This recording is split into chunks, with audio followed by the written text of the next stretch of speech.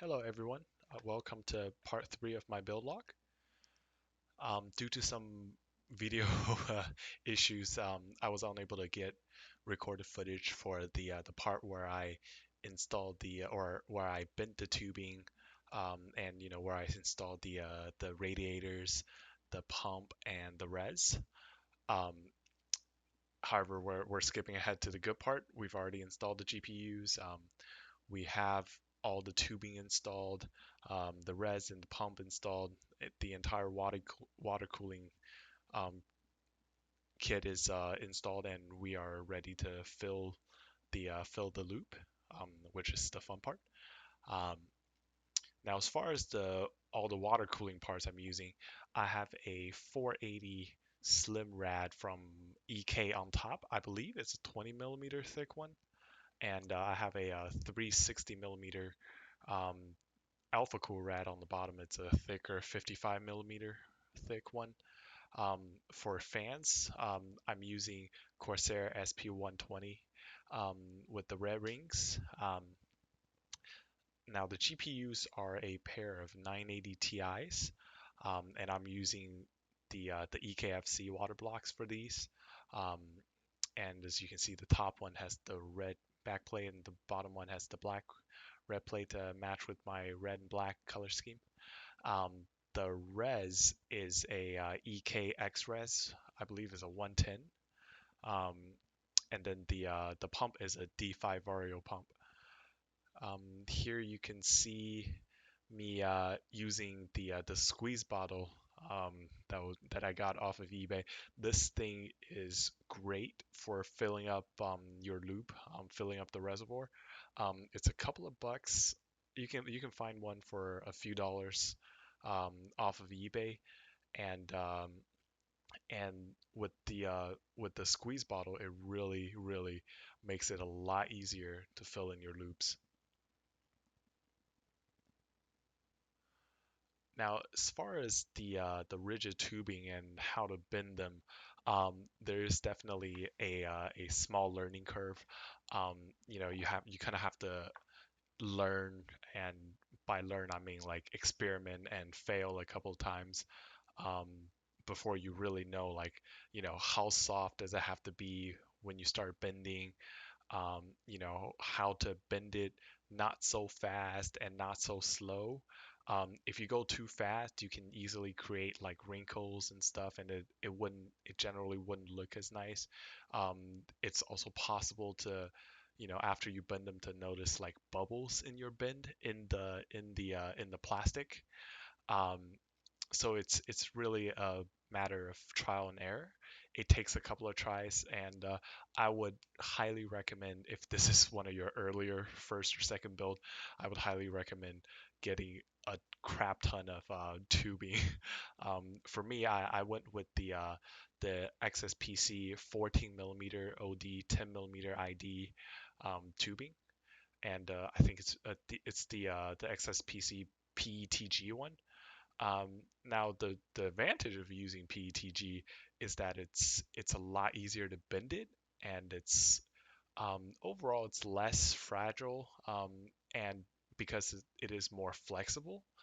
So if you bend your tubing, and and maybe you're off like by half an inch on your fittings, um, or maybe not half an inch, but like 1 or 2 millimeters, you can kind of bend it. It's not recommended, but it would certainly work, and it wouldn't be a huge deal. Whereas acrylic is a lot more, a little bit more rigid, so you would have to get it just right. And it's for acrylic, even though it does look a little bit nicer, it looks more like glass. It is much more, you know, it is a lot easier to scratch. The PETG's tubings are much more scratch resistant and just overall more resilient than acrylic. Um, Now, after you fill up the reservoir, and then you start pumping the liquid through your system, you notice that a lot of the times, depending on where your reservoir is positioned, um, you're gonna have some air bubbles trapped in various parts of your build. One of the uh, one of the places that can easily get trapped in is your top reservoir. And also, what I noticed in this build is that some of the air got trapped in one of the tubing between my graphics card, the one on the right, and it took a little while for me to get all the air bubbles out. And when you run into air bubbles, it's one of the easiest ways is to kind of tilt your build a little bit. This is, of course, assuming you can safely and relatively easily move your build around. Another neat little trick I learned um, to get rid of stubborn air bubbles is to actually drop a very small amount, like one drop of dish soap. um, this will create a little bit of bubbles, going through your loop, and these bubbles will help you trap and push some of the air bubbles um, to your reservoir, which has, worked really well for me in the past. When you first start filling up your loop, you're going to hear some sounds coming from your pump, and those are typically just air bubbles running through your pump. Um, these typically go away after I guess a couple of hours of continuously running your pump. So I wouldn't worry about it until maybe after a couple of days of you running the pump, running the system, that you still hear these weird noises coming from your pump. After you've completely filled your loop, it is always prudent to leak test your system for at least a couple of hours. I would recommend leaving it overnight, and just seeing if, leave some paper towels and see if you see any, um, you know, markings or wet spots on the paper towel when you get up. Some people recommend leaving it for like 1 or 2 days. I don't think that's wholly necessary.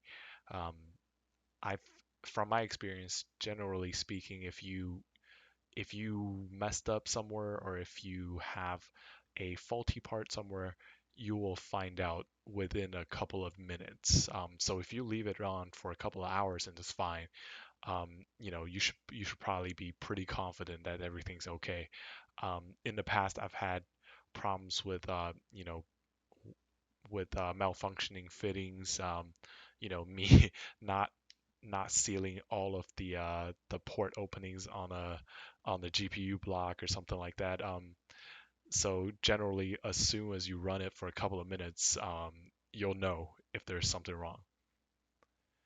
And there you have it. That is the end of part 3, and I'll see you in part 4.